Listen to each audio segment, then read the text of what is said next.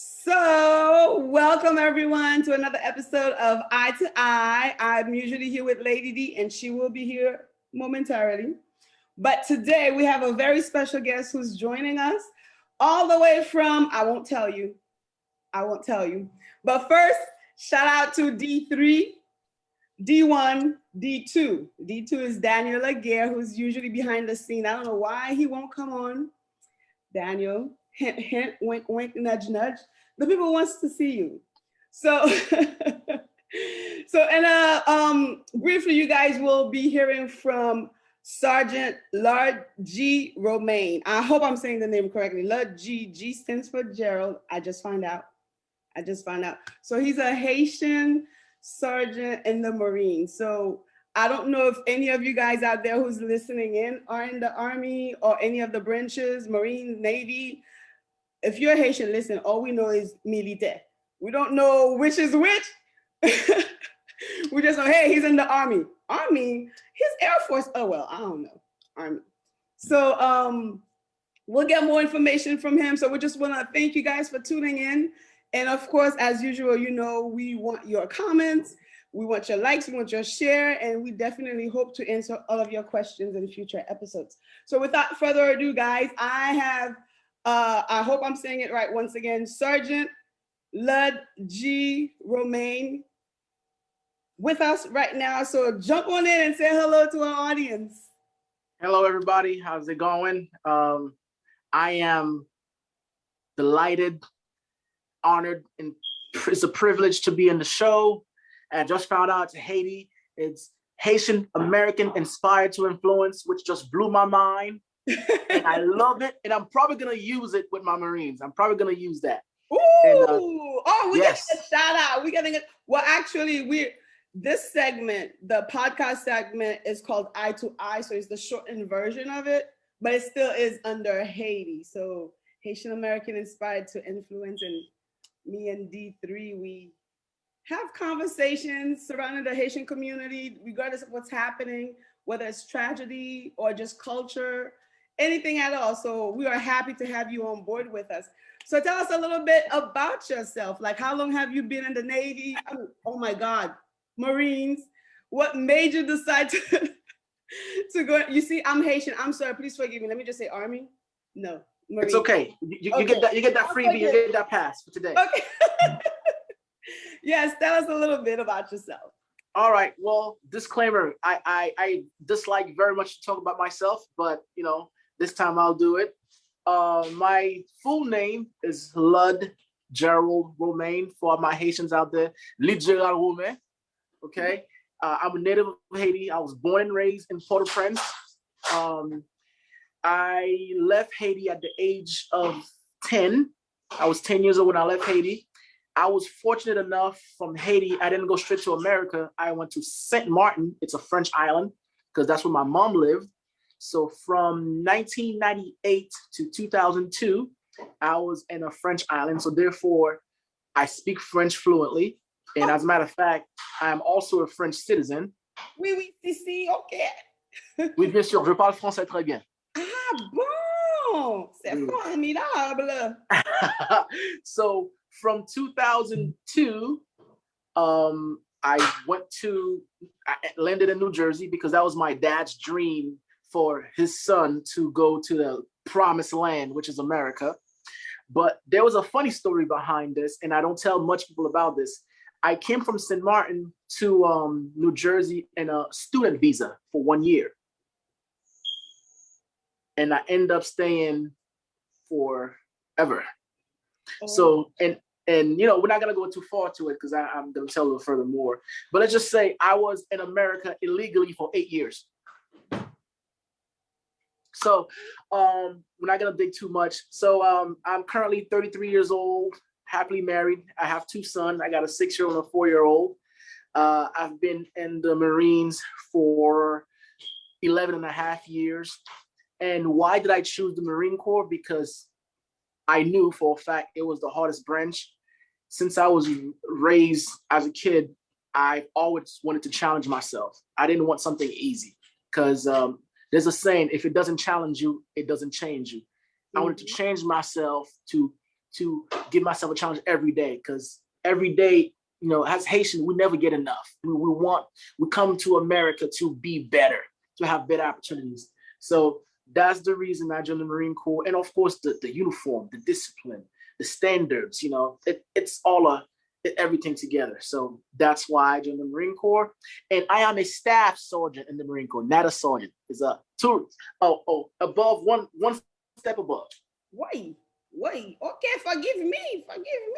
I did not know. So I actually have a niece who's planning on going to the Army. So maybe once I start having those kind of conversations, I'll meet more people, then I'll know what's up. But I know they always say, if you meet with somebody in the Marines, you have to ask them for their MOS or their rank. Yeah, to see if they're for real, because there's a lot of. Yes, that's true. And I appreciate the person who told you that, because the Marine Corps, it's different.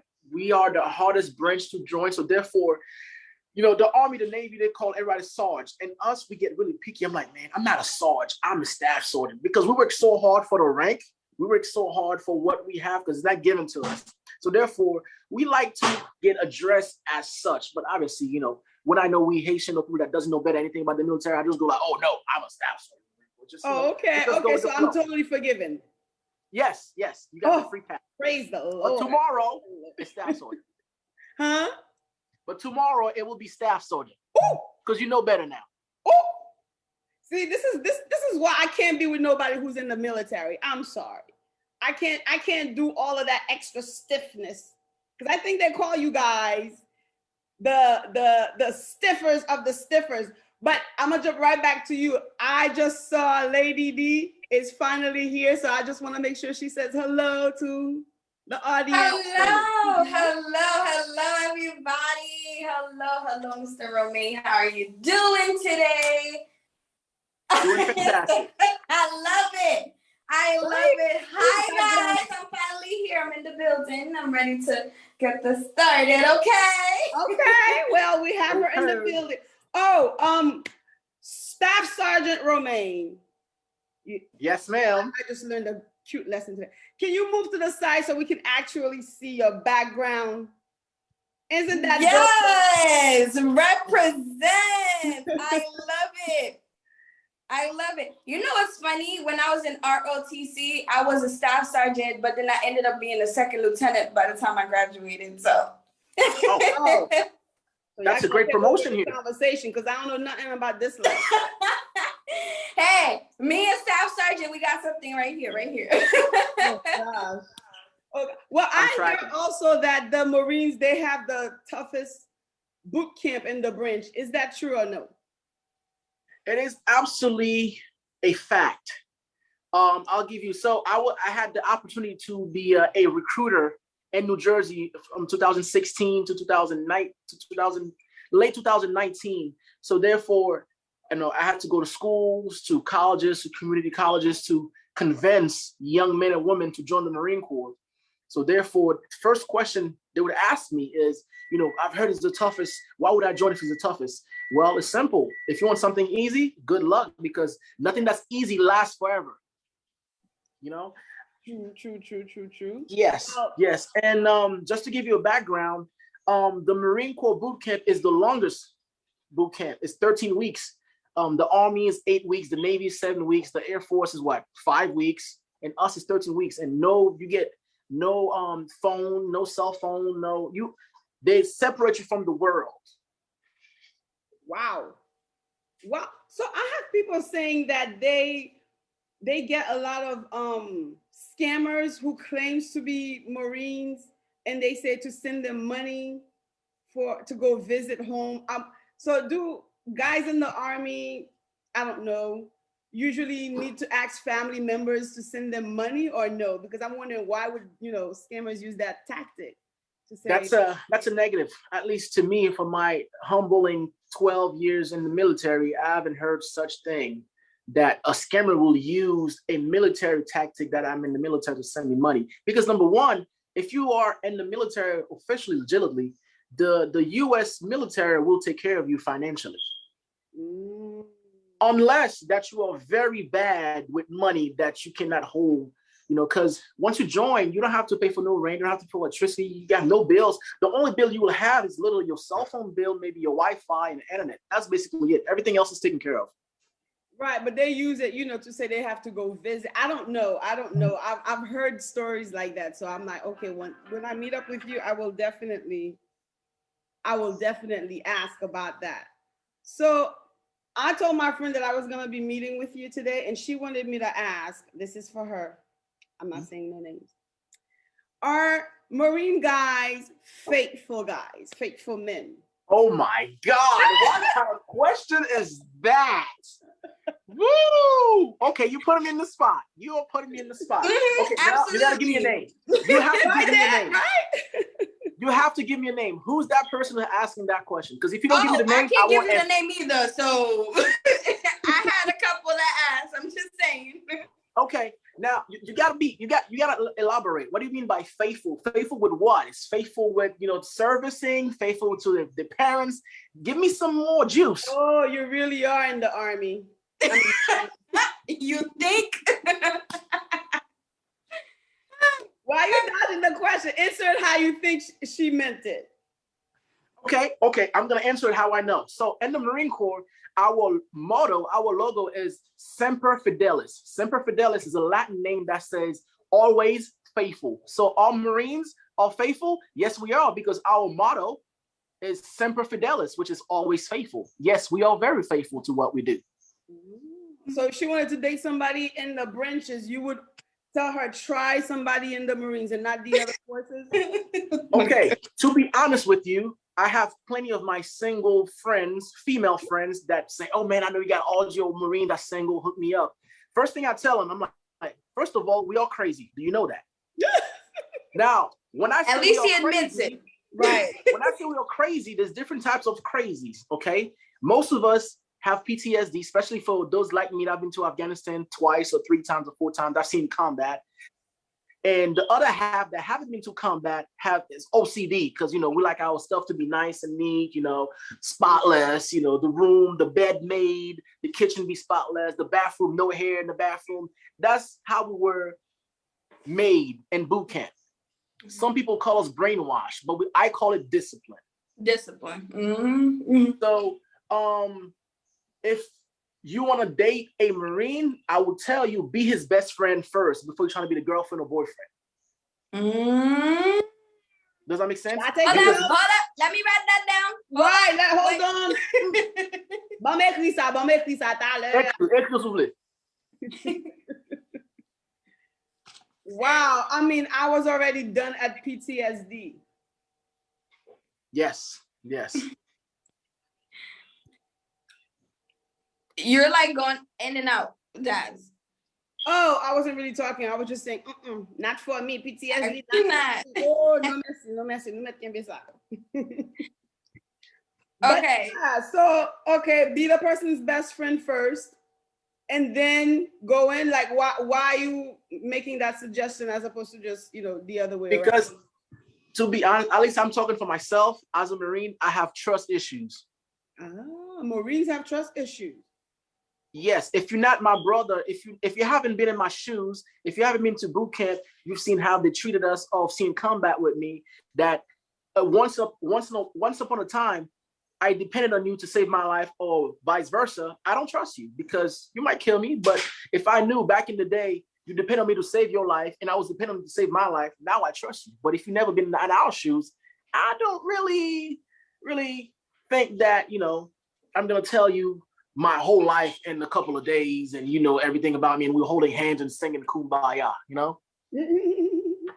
Okay, I can respect that.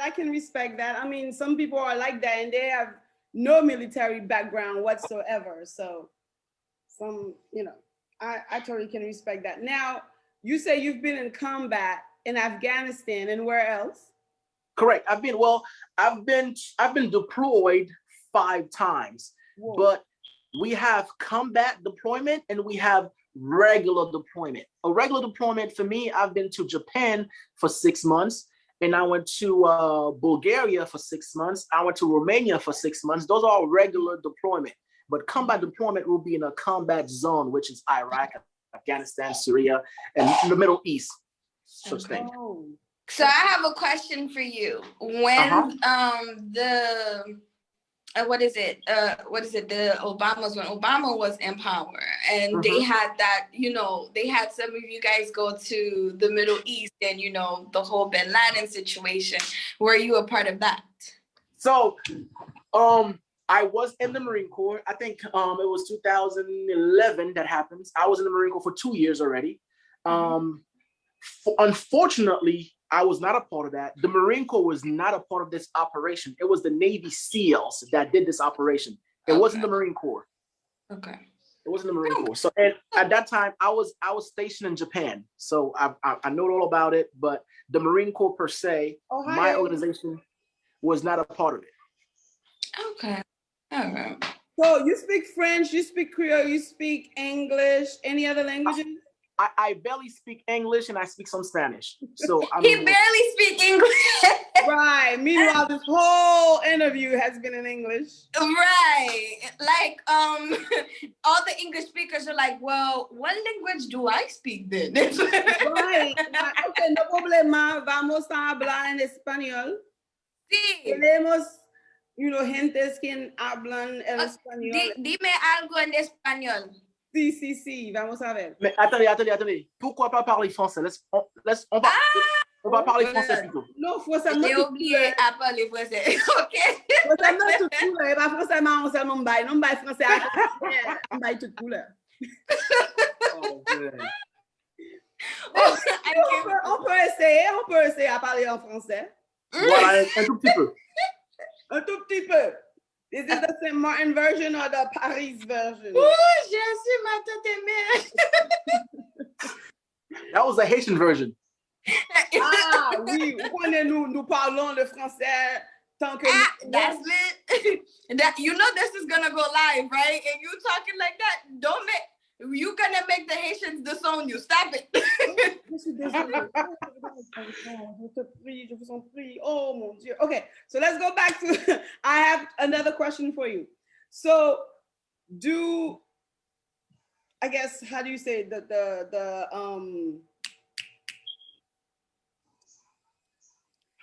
if somebody who's not like a private, will they get in trouble if they don't call you staff sergeant? That's a great question. All right. So in the Marine Corps, we take our rank very seriously due to the fact I told you earlier, we work hard for it, and we are one of the hardest branches to get promoted. So when we get promoted, it's a special occasion. Okay.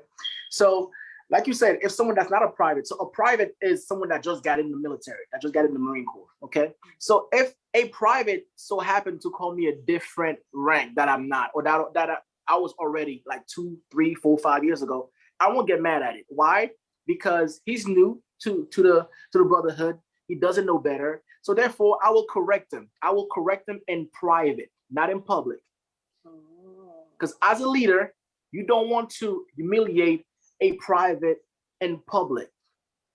That's a no-go. We don't believe in that. We believe in praising you in public to build your confidence. Right. But if you're messing up, I'm gonna take you in the back and I'm gonna chew that butt in the back, so you know what time it is. Are we talking about like 100 push-ups or something? Oh, we're talking about worse than that, but I'm not gonna mention that live. Wow. Yeah. Well, I know I'm not joining, so I'm not worried. But if a sergeant if it's a Marine that's been in the military for more than 2, 3 years and mess up my rank, and he sees it in my collar, we have a problem. That's a lack of attention to detail.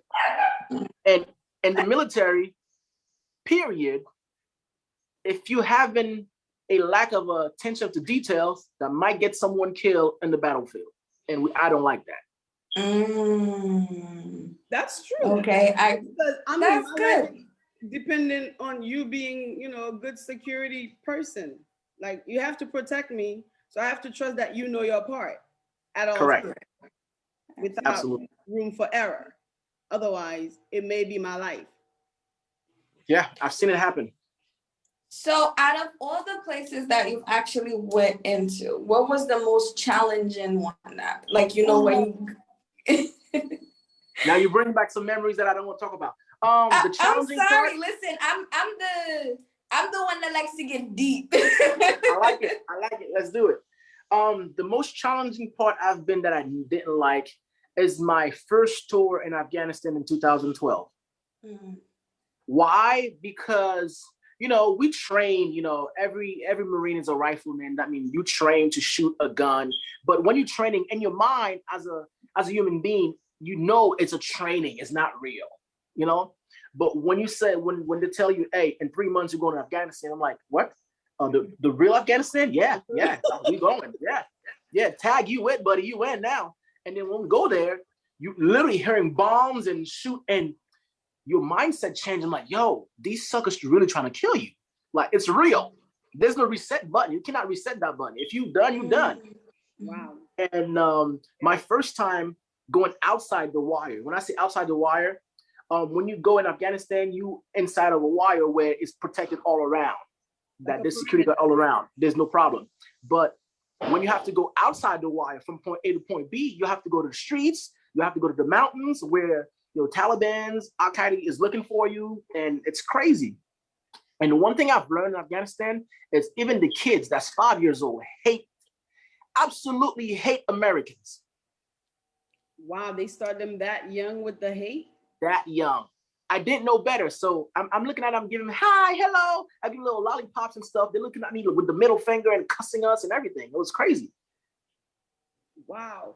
Okay, so from that mindset, what do you think, like back home in Haiti, it's probably the same thing? Like the young people are trained or they brought up in a certain way where they lack in cohesiveness and doing things for unity, because I'm hearing from every Haitian person, it's like, oh, I see pas bon. All they know is they just know how to do evil. So with the whole, Jovenel Moïse situation that just took place, it's like a major sign of that. Like how there was no loyalty, nobody just, like for something like that to happen to me is a very big shame. I'm just looking at it like, wow. And the plot didn't even go that well. And then he still wind up, losing his life over that. What's your take on that? Like, so, I'm passionate about the Marine Corps, but I'm even 10 times more passionate about Haiti. I got tattoos of Haiti all over my body. As a matter of fact, I just got back from Haiti less than a week ago. Ooh, so I know that can we see a tattoo? But no, okay. You can later on. I'll show you all that later on. That's been PG-13. Oh, well, I'm quote Danila. Mes amis, pardon les peuples. I'll show you just this one. Look, I don't know if you can see it. That's the Haitian. Oh, that's the whole country right there. Yes, that's one. That's a lot of love. No. Let's just talk about how he's flexing on the camera, like ladies. Oh no! This is not flexing. This is definitely not flexing. This is definitely not flexing. That's what Marines do. Okay, but yeah, so we definitely share the same passion when it comes to Haiti. So, like with all of the issues that's going on, how can we help change that narrative? Because I see like it feels like outsiders have to do it at this point, like the outside Haitians, the diaspora. To be honest with you, and it hurts me to say this, but I don't think Haiti is gonna change anytime soon, and that's me not lying to myself. I can lie to you, but I cannot lie to myself. Based on what I've seen, based on the Haitian mindset I've seen in Haiti a couple of days ago, we will not and cannot change anytime soon, because you can have the diaspora trying to help you. You can have the Americans, the Canadian, the French trying to help you. But if you're not willing to change yourself first, it's not going to happen. What do I mean by that? I'm gonna give you a very simple example that I saw the other day, and I was amazed. So I'm in the capital, just walking around, and I bought a pate kodi. So I ate the pate, right? And I took the foil, I put it in my pocket because I didn't want to throw it on the floor, even though the floor was full of trash. I refused to participate with that. So I put it in my pocket. And the guys next to me, they was looking at me like I did something wrong. I should have thrown it in the trash on the floor. I'm like, no, I'm not gonna do that. Because I don't want to be a part of the problem. I want to be a part of the solution. And that little movement that I made, it was a part of the solution. But Haitians, they don't care about the country. They don't care about where they live. They live in front of the garbage and they're comfortable with it. I know. I'm thinking it's one of those. If you're in it for too long, you know how they say once you're in your poop for too long. Yep, you don't even smell it anymore. It won't bother you. Exactly. So, and another thing too, the crap that the Haitian will do in this country, he will not even think about doing it in another country. Right. Thank you. They follow rules everywhere else, but in their own. To, you know, the instructions for the roads, court, you name it, they'll pay attention to that. The same Haitians that was in JFK when we went to JFK, very putting their mask up, very, you know, quiet. As soon as they get to the airport in Haiti, they are the loudest mofos ever. Wow. Wow. I guess that's the beauty of back home. It's the freedom to just, I don't know, like. It's a beauty, but it's also a curse. But you have to protect back home. You have to be one of the solutions. It starts right there. You have to be able to say, hey, if I'm doing it in the neighborhood country, I have to do it in my own too, because this is mine. This is where my ancestors are. This is where I was born. This is where my great-great-grandfather was. So I have to respect it. They don't respect their own country. And that's why Dominican Republic hates us.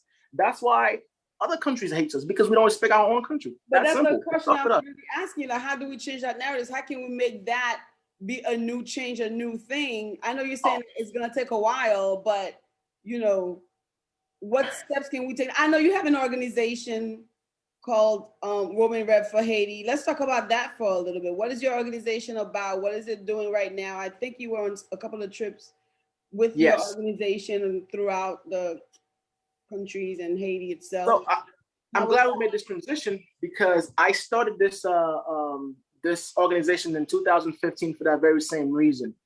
Romain Reves, Rev is a French word that means dream. So Romain is my last name, Dream for Haiti. And the reason I started this is, number one, I was born and raised in Haiti. So not only I know the struggle, but I lived it. I remember wearing the same clothes for 2-3 weeks straight. I remember having one meal for the day. I remember all that stuff. But it all goes down to educate our people. Without education, you are, I'm not going to say dumb, but you are blinded. Right, you lack of a lot.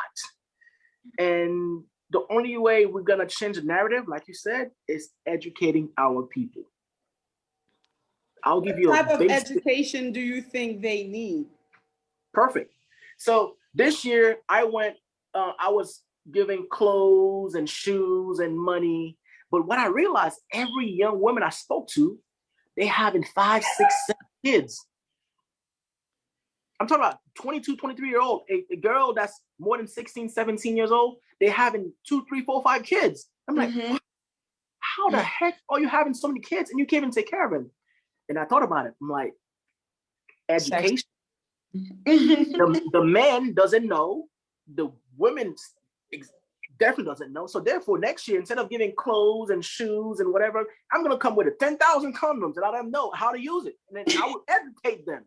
So far, therefore, that kid that's struggling right now, that is in lack of food or water or whatever, it won't happen, because, you know, we prevented that from happening. So it's, well, let me tell you something, Sergeant Romain, Staff Sergeant Romain. When I was in Haiti and they were distributing condoms, nobody really told us anything. You know what we were doing with the condoms? Yep. I'm like, I can't believe they allowed.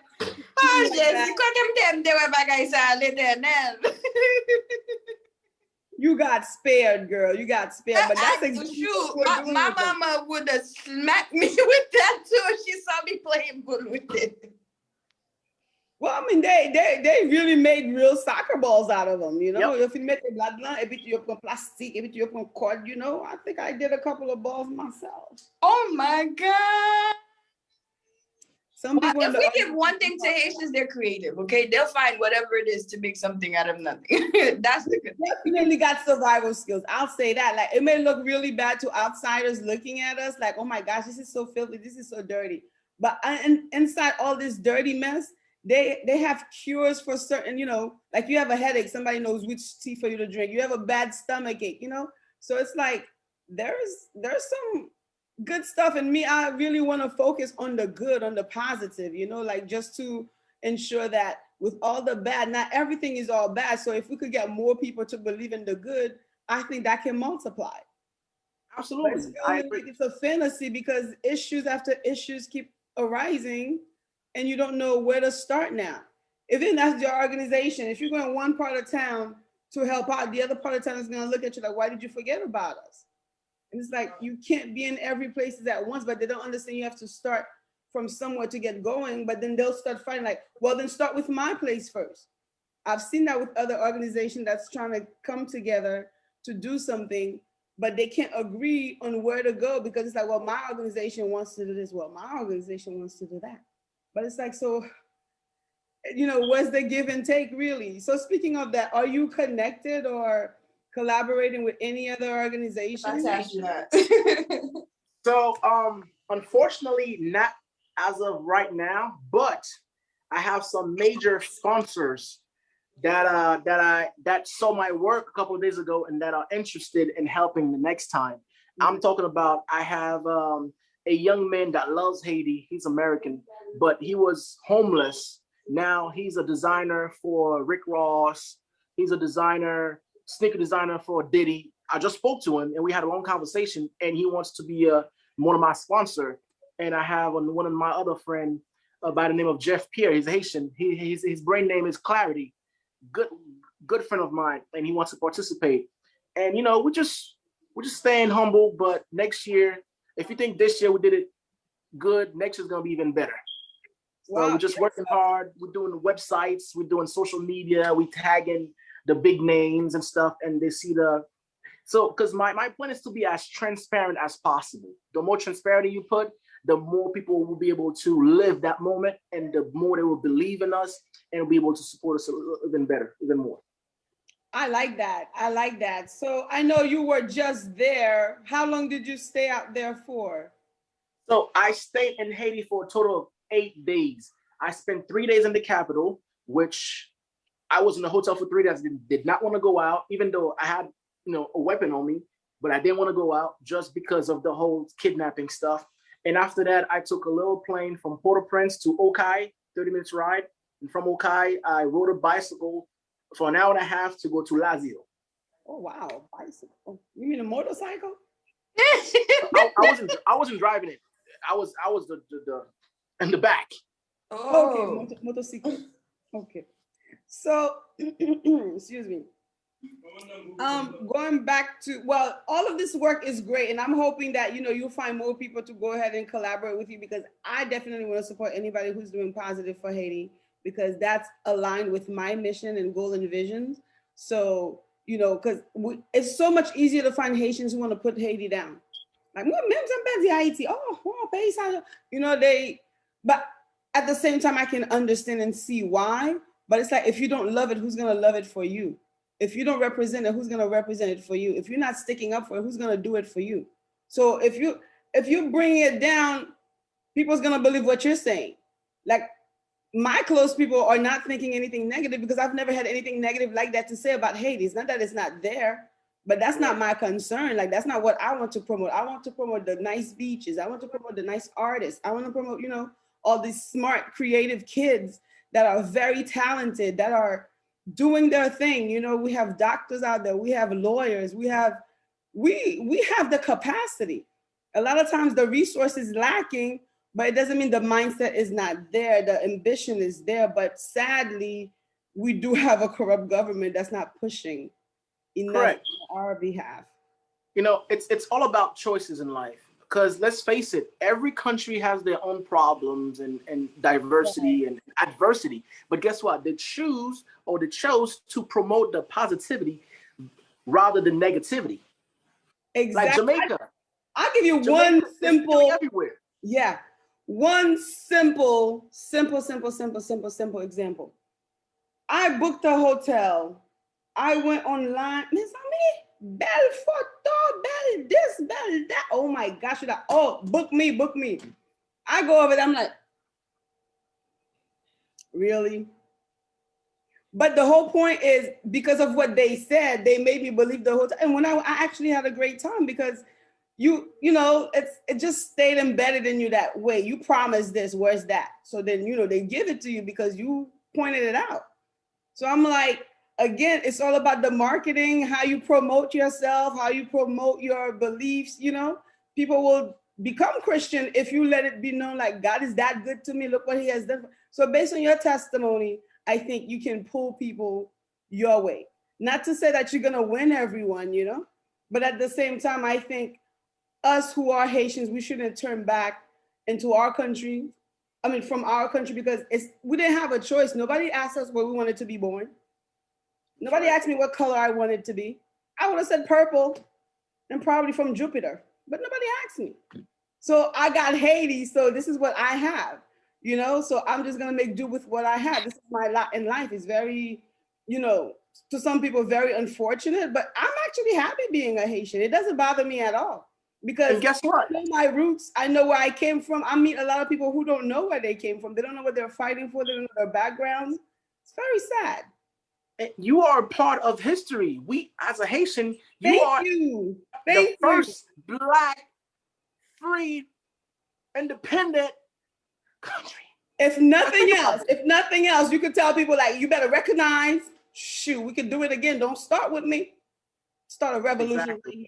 And you know, when we peel back the onion, we peel back, you know, the banana, and we see the skin. This is the same reason that any other country, which I will not name which country, doesn't want Haiti to go forward. Because if they understand, if the first Black independent country looks good and is prosperous, oh crap, we're in trouble. Why? Because the little Africans, they're gonna do the same thing.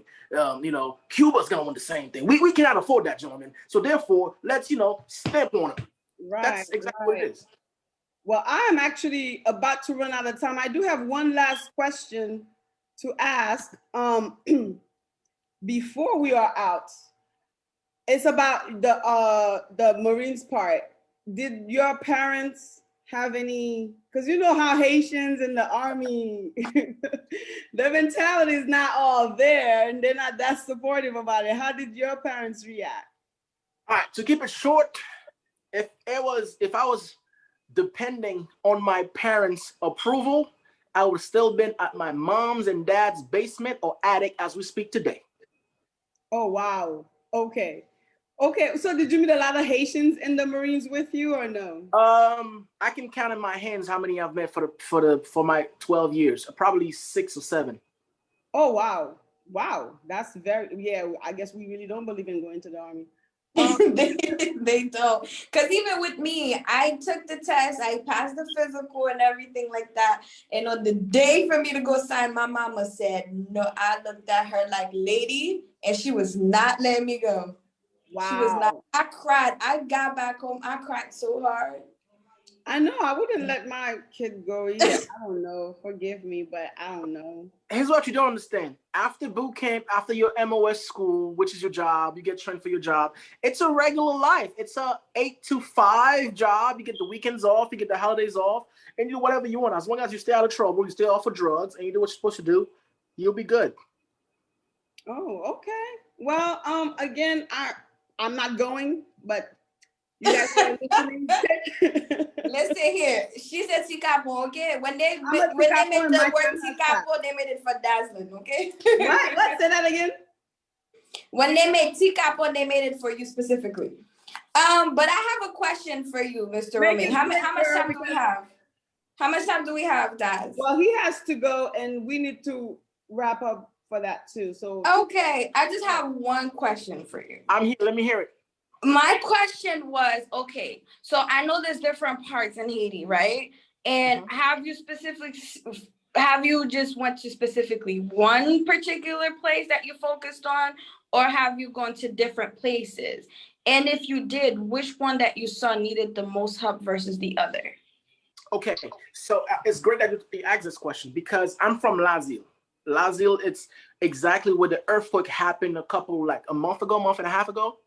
So I had this project to go to Lazio since like a year ago, not even knowing that it was going to be an earthquake.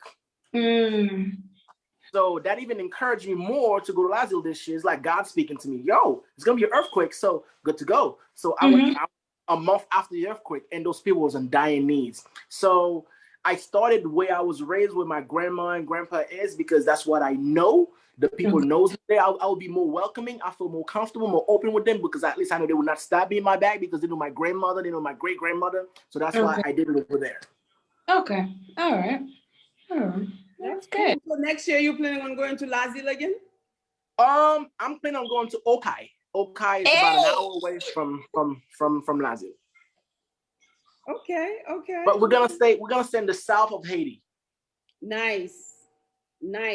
Hopefully. So that means that's then you on the other side of Haiti.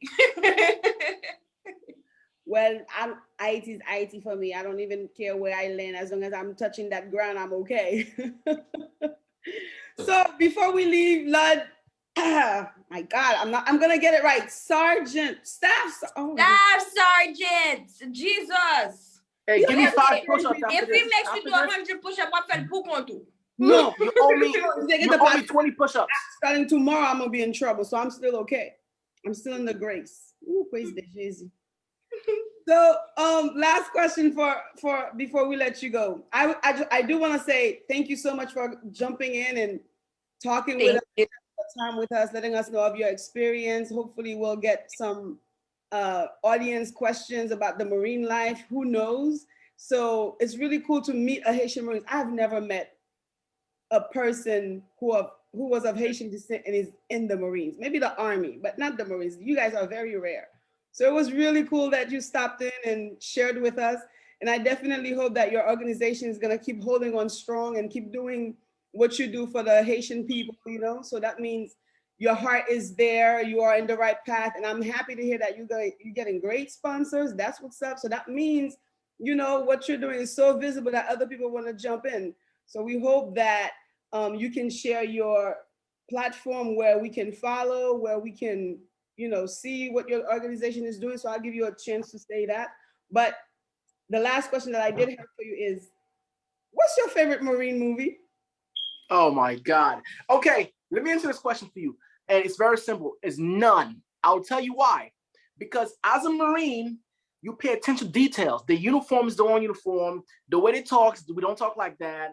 The way they move, like every time I see a Marine movie, I'm like, that's bullcrap. We don't do that. That's bullcrap. This is not our uniform. That's bullcrap. We don't talk like that. That's bullcrap. We don't salute without a hat. There's a lot of attention details that we do, the real Marine Corps does, that Hollywood Marine doesn't know. And that's why I hate every single one of them. But he watches all of them, so he could. Yes, I do, because I want to see how many mistakes they make. I do. But if I have to choose one, it's the one with John Cena. John Cena? Yes, he did a movie. The Marine where his girlfriend got kidnapped and he came from the Marines. Is that the one? Correct. Okay, I love that one too. I forgot the name, but I love it. And my second one is called Rules of Engagement with Tommy Lee and Samuel L. Jackson. Rules of Engagement. Ooh, that's some throwbacks. Okay. Yes, we're talking about 1999, 1998. The millennials don't. And last but not least, my platforms right now, I have a website that is still in the works. I'm on Facebook. It's Romain Reves. Reves is Reves on Facebook. And Instagram, it's Romain_Rev official. Rev Reves official. And then that's where you're gonna see me. You're gonna see all the pictures from Haiti a few weeks ago. My job is to make it so vivid that you looking through that picture, you'll be able to close your eyes and be like, I'm there. The videos, I want you to feel that you were there. You were the one that was helping those people. And you know, a smile for me, it was worth, like, you know, I can't explain it. To see a little kid that I got one shoes, that got a little shirt, and she was smiling throughout the whole day because she ate some rice and chicken with it. It was like, wow. Things that we take for granted, things that we throw in the trash, there for them is treasure, you know? Yeah, that's how you make a difference and a lasting impact. So guys, one day at a time. Yes, one soul at a time. That's all you can do, right?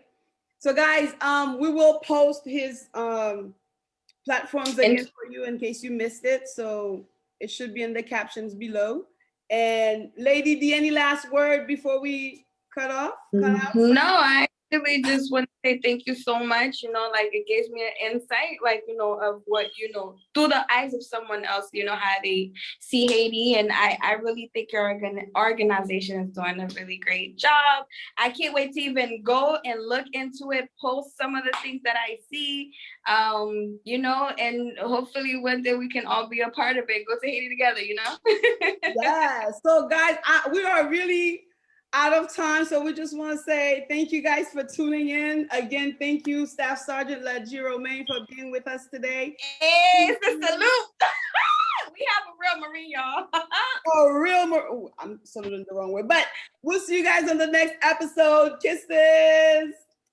Bye, guys. Bye. Hey.